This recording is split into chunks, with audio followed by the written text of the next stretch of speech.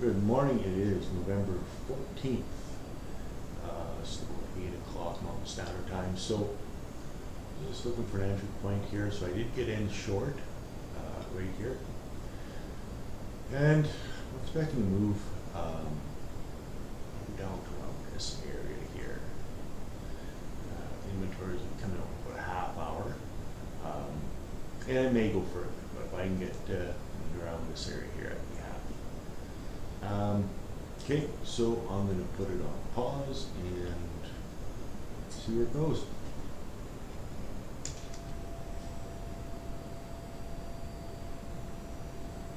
Alright, so we're about a minute away from the crude oil report. So I should double check that. So it get moved up a day. Find out in a second here, but let me just double check. Sometimes we move the time of it when we move it up a day. Oh, it's at 9 o'clock. Yeah, so we got another half hour. Natural gas storage coming out at 8:30, but we got another half hour for the crude oil. Okay, well, I'll just put it back on pause and we'll wait another half hour. Alright, so we're about a minute, less than a minute away from inventory reports. This is, I got set to get out if it comes down. If it does come down here, we watch for a reversal to go back up. So we'll see what happens.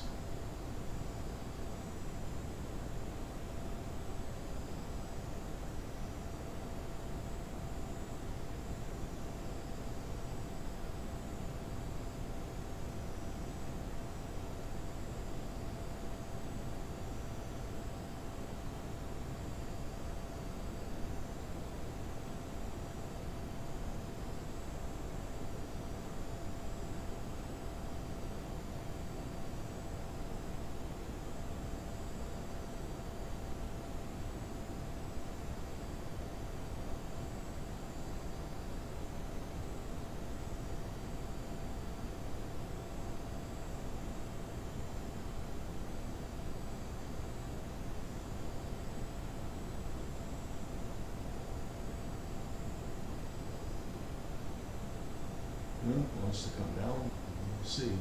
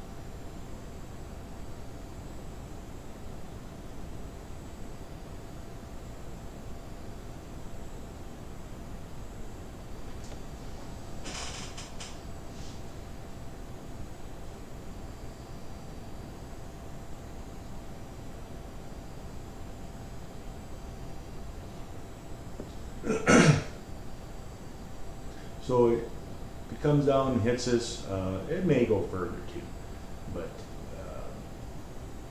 I'm going to watch for a reversal. I'm thinking it may hit here and go back up and surpass previous highs.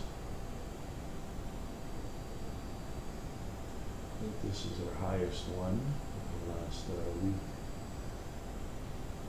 Yeah, definitely for quite a while. If we go to the hour chart, yeah, it's here. Yeah, it is the highest one for a few weeks for sure. So if we do get a break above this, then it may go substantially higher.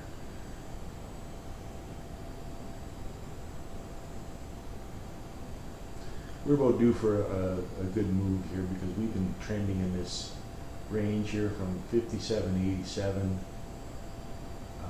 to 55.75, like about a $2 range for quite a while. Going right back to November 4th.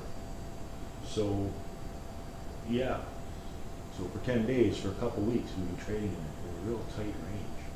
So I suspect once it breaks out, it's going to take right off. I did anticipate originally it coming back to fill this gap over here, but it may not do that for a while. It may go up and then come back down, but eventually it will come back and fill this.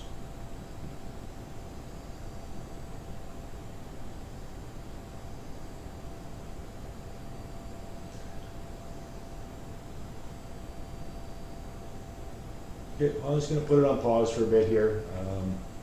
We'll see what it does here. I might pull out a bit early and then just monitor for a 1 minute chart.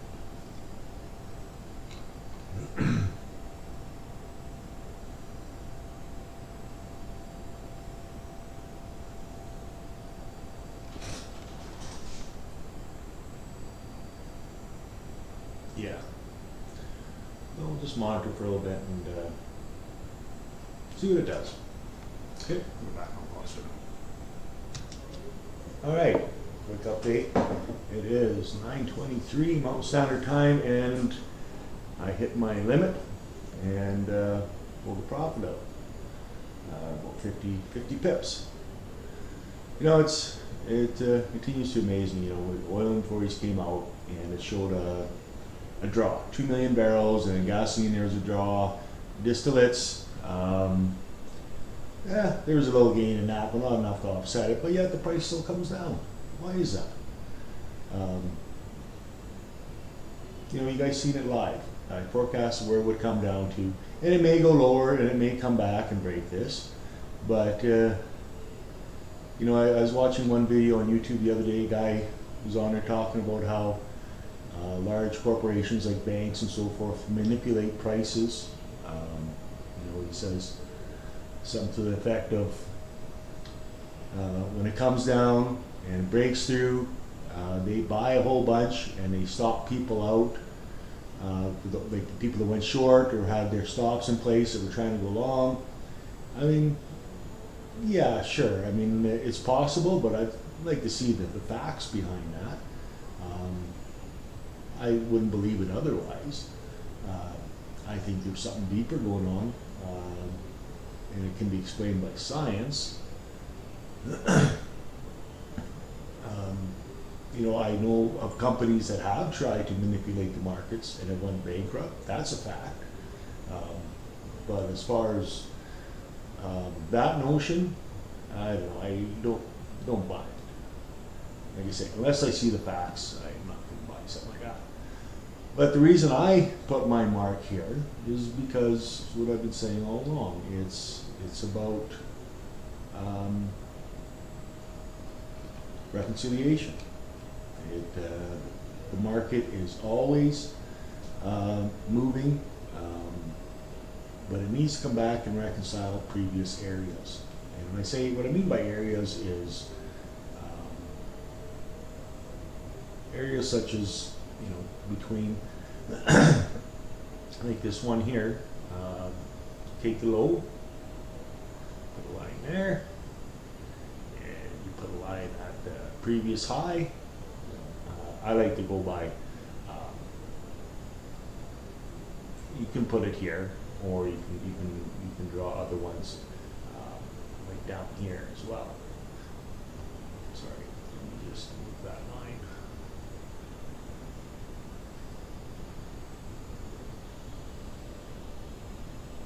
You can put it here, and it may come down and to get to this area, but the key area I'm looking at is right here.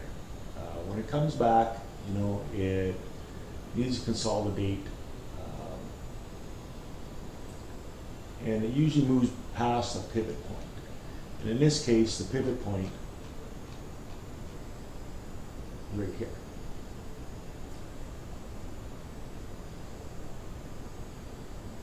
So it came down, I put my mark right here. I'm going to get rid of this line here. Get out of the way. This one out of the way. And this pivot point right here. So I put my target there because I wasn't sure if it would cross that or not. It's at 93. It came right up to it, but it didn't pass it. I do expect, you know, if it breaks, it'll continue down. But if it holds above, starts to move up, that's a good buy signal. So it's about, you know, the market is always consolidating. Always, always, always. It's always moving. But whenever it moves, makes new ground, it comes back and it will reconcile. And what I mean by reconcile, it'll come back to those pivot points. And if it doesn't exceed, it can go up and make new highs. But you look all the way back here, and that's what it's been doing. And I use a 1 minute chart. So I know it probably doesn't make a lot of sense to a lot of folks, but it works for me. And you know, there's a lot more to it than just that. You know, I do use Fibonacci a bit, but not exactly. But it is a factor. I know it's a factor in the science, although I can't prove it. But I mean, it's always there. You know, if you look at the rundown from the top here, our opening of the day, which is I always start at 7 o'clock in the morning and start monitoring for the day, and you run a 61.8% back on it. And it's not, like I say, it's not an exact science, but it tells you, it gives you a rough idea of where it's going to go.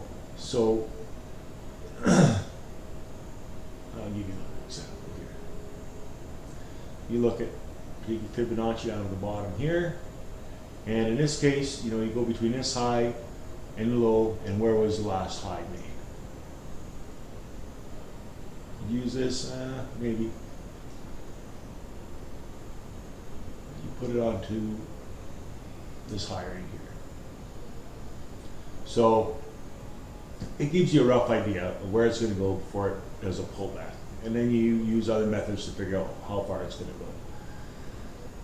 Anyways, enough of me ranting. Proof's in the pudding. Alright, so I'm going to put it on pause, and if I make another trade, I'll update the video. Okay, so another quick update here. We did break through that pivot point area I was talking about back here. So I did go short, put my stop in just about 20 or so. I mean, if it didn't honor this one, it probably ain't going to honor these ones either. So we may get our push down to 55.20 yet. Okay, we're on pause and let it ride, see where we end up. Okay, another update. It's 12:34 Mountain Standard Time. So I pulled out some more profit in around this area here.